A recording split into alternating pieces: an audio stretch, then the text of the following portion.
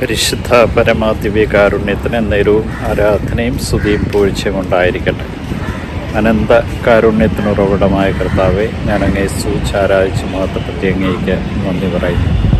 വിശുദ്ധ ഔസേപ്പിൻ്റെ തിരുനാളിൽ ഇന്ന് പ്രത്യേകമായിട്ടും ഞങ്ങളെ ഓർമ്മിപ്പിക്കുന്നത് ആരെ അപമാനിക്കാൻ ആഗ്രഹിക്കാത്ത ഔസേപ്പ് പിതാവിനും തിരുസഭയുടെ തലവനും തൊഴിലാളി മധ്യസ്ഥനും കുടുംബത്തിൻ്റെ കാവൽക്കാരനും നൽമരണ മധ്യസ്ഥനും ആയ വിശുദ്ധ ഔസേപ്പിൻ്റെ മാധ്യസ്ഥം തേടുവാനായിട്ട് ഞങ്ങളെ ഓരോരുത്തരെയും ഇന്ന് ഞങ്ങളെ ഓർമ്മിപ്പിക്കുന്നു. കാരുണ്യവാനായ കർത്താവ് വിശുദ്ധ ഔസേപ്പ് നീതിമാനായിരുന്നു, അതോടൊപ്പം വിവേകിയായിരുന്നു, വിശ്വസ്തനായിരുന്നു, എളിമയുള്ളവനായിരുന്നു. തന്നെ ഏൽപ്പിച്ച ദൗത്യം പൂർണ്ണമാക്കുവാൻ എപ്പോഴും ദൈവത്തോട് ആലോചന ചോദിച്ചിരുന്നു. ദൈവം കൽപ്പിച്ചതൊക്കെ നിറവേറ്റുവാനായിട്ട് പരിശ്രമിച്ചിരുന്നു.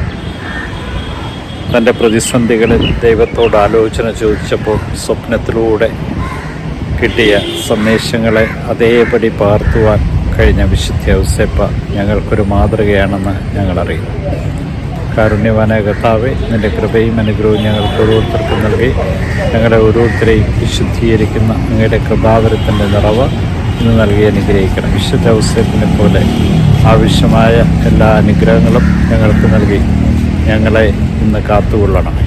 സ്വർഗത്തെ ലക്ഷ്യമാക്കി ജീവിക്കുവാൻ, വിശ്വസ്തനായ ദൈവത്തിൻ്റെ തിരിഹിതം മനസ്സിലാക്കി ജീവിക്കുവാൻ, വിവേകത്തോടുകൂടി ജീവിച്ചുകൊണ്ട് ഞങ്ങളുടെ സഭയോടും കുടുംബത്തോടും തൊഴിലിനോടും വിശ്വസ്ത പുലർത്തുവാൻ, അങ്ങനെ ദൈവത്തോട് ചേർന്ന് മുന്നോട്ട് പോകുമ്പോൾ നല്ല ജീവിതം വഴിയായി സ്വർഗരാജ്യം സ്വന്തമാക്കുവാൻ ഞങ്ങളെ ഓരോരുത്തരെ അനുഗ്രഹിക്കണം.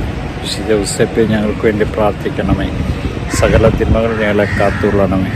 നല്ല മരണം നൽകി അനുഗ്രഹിക്കുകയും നിൻ്റെ കൃപാവരത്തിൻ്റെ അഭിഷേകത്താൽ നയിക്കുകയും ചെയ്യണം. ഈശോയെ നന്ദി, ഈശോയെ സ്തുതി, ഈശോയെ ആരാധന.